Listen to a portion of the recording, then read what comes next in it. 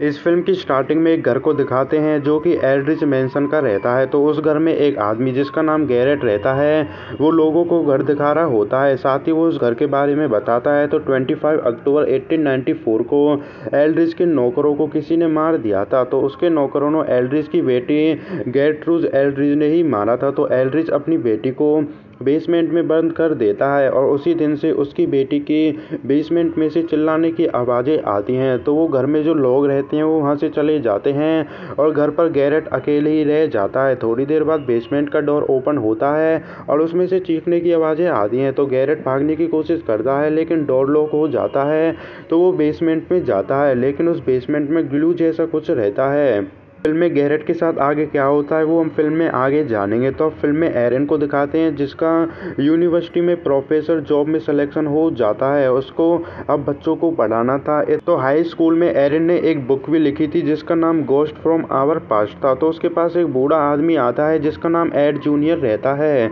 तो add junior Aldrich का ही बेटा रहता है। तो वो उसके पास उस बुक को लेकर आता है जो एरन ने लिखी थी और उसे बताता है कि मेरे घर के बेसमेंट में एक भूत देखा गया है। उसके बाद वो वहाँ से चले जाता। तो एरन ने उस बुक की कॉपी को जला दिया था। लेकिन उसे पता चलता है कि उसकी फ्रेंड एबी ने अमेज़न पर उसकी बुक को पब्लिश कर दिया है। तो एरन अब एबी के पास जाती है। तो एबी की एक साइंस इंस्टीट्यूट में लैब थी और वो एक इंजीनियर थी। तो वो उस लैब में भूतों को पकड़ने के गैजेट बनाती है।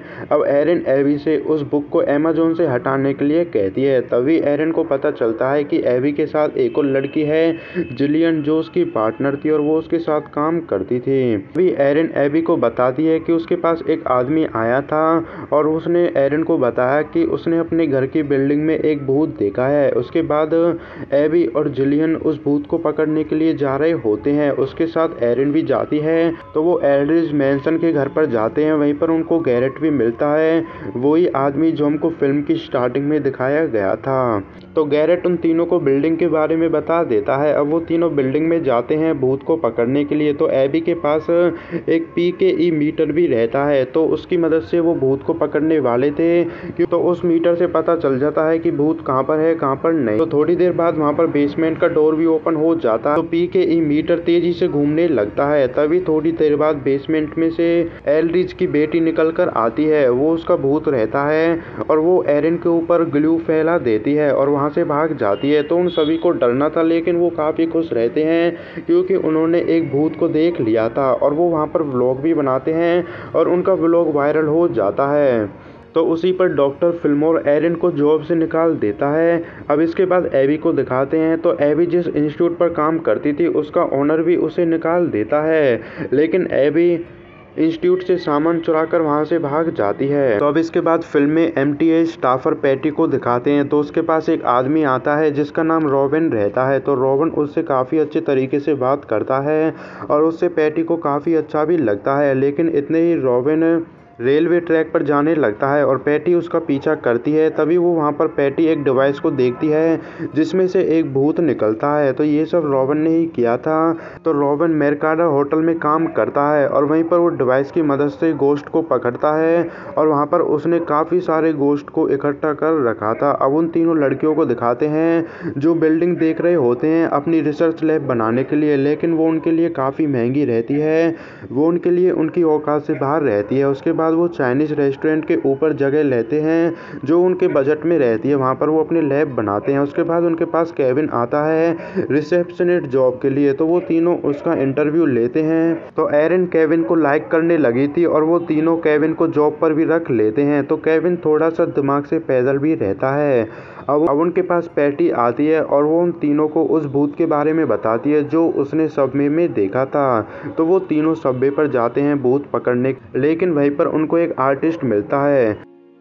तो वो आर्टिस्ट उन तीनों को बताता है कि उसने भी एक भूत देखा है। वो उनसे ऐसा इसलिए कहता है ताकि उसे दीवार पर पेंटिंग करने का मौका मिल जाए और वो दीवार पर भूत की पेंटिंग करता है, लेकिन वो कोई भूत नहीं रहता है, वो एक लोगो की तरह रहता है। और वो तीनों उसे अपनी कंपनी का लोगो भी बना लेते हैं और उस लोगो का मतलब रहता है नो गोस्ट अलाउड। तो उसके बाद वो रेलवे ट्रैक पर जाते हैं भूत को पकड़ने के लिए। तो वहाँ पर PKE मीटर तेजी से घूमने लगता है।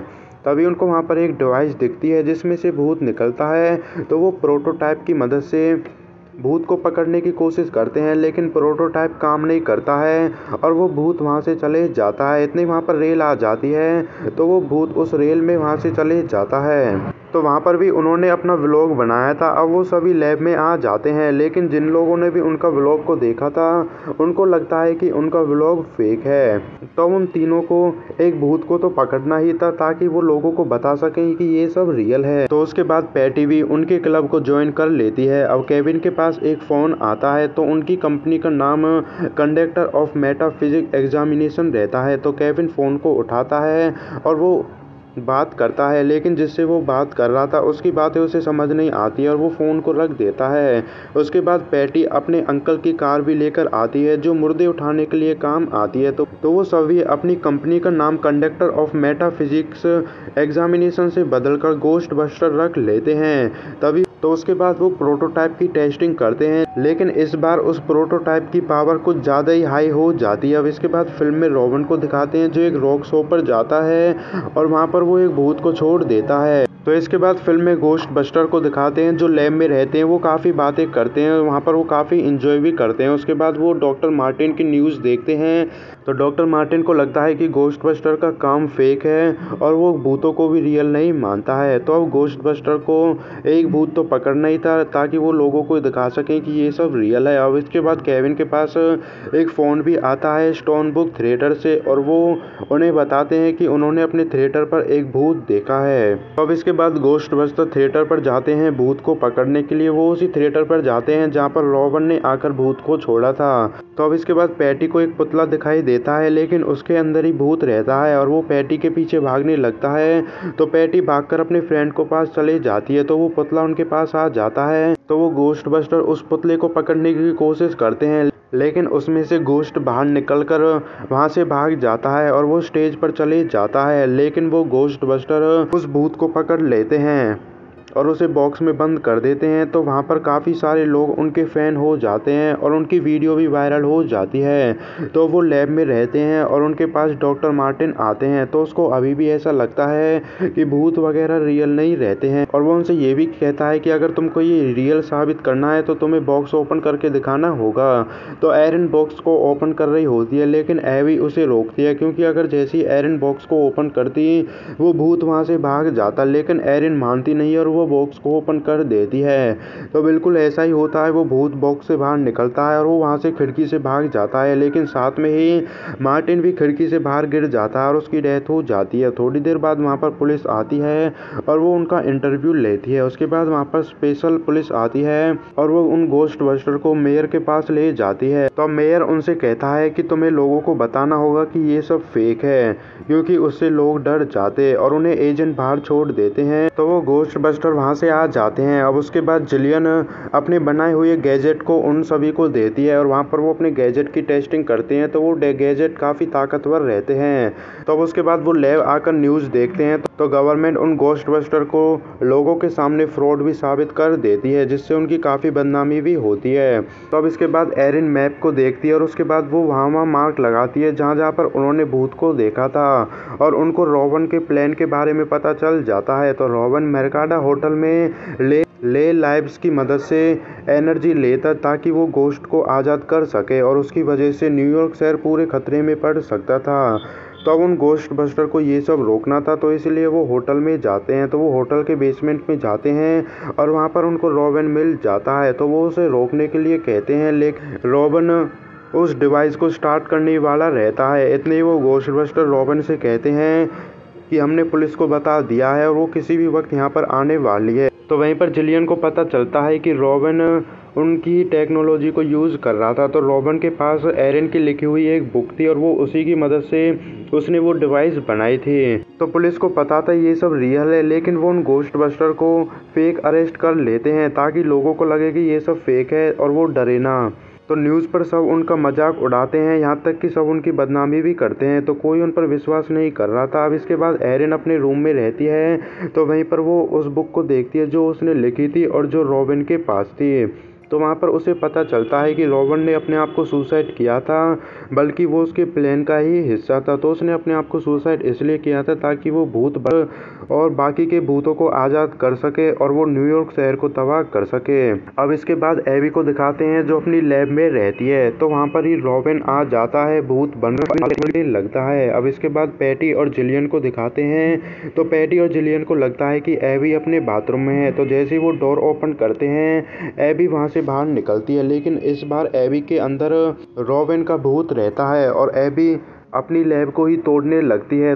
लेकिन जैसे ही एबी को जिलियन रोकती है, तो एबी जिलियन को भी मारने लगती है, लेकिन इतने ही पैटी एबी में थप्पड़ मारती है और उसकी वजह से वो भूत बाहर निकल जाता है। लेकिन वो भूत बाहर निकलकर केविन के अंदर घुस जाता है। तो अब इसके बाद एरिन को दिखाते हैं जो मेयर के पास जाती है और वो मेयर से पूरे शहर की पावर को बंद करने के लिए कहती है, क्योंकि रॉबिन पावर की वजह से ही गोस्टों को एनालाइज कर रहा था। तो इसके बाद केविन को दिखाते हैं जो होटल के बेसमेंट में जाता है। वहाँ पर वो लैब में जाता है, लैब में जाकर वो डिवाइस को ऑन कर देता है और डिवाइस ऑन होते पूरे उसमें से गोश्त बाहर निकलने लगते हैं और वो पूरे न्यूयॉर्क शहर में फैल जाते हैं। पूरे शहर में हलचल मच जाती है। तो अब गोश्त बस्टर उन्हें रोकने के लिए जाते हैं, लेकिन उनमें से ही एक भूत उन गोश्त बस्टर की कार को भी ले लेता है। लेकिन वो गोश्त बस्टर उस भूत अपनी कार को शूट नहीं करते हैं, क्योंकि उनकी कार में न्यूक्लियर रिएक्टर रहता है। तभी उन गोश्त बस्टर को वहाँ पर कुछ बलून्स दिखते हैं और उन बलून्स में भी गोश्त रहते हैं, तो वो उन्हें शूट करते हैं। लेकिन एक बलून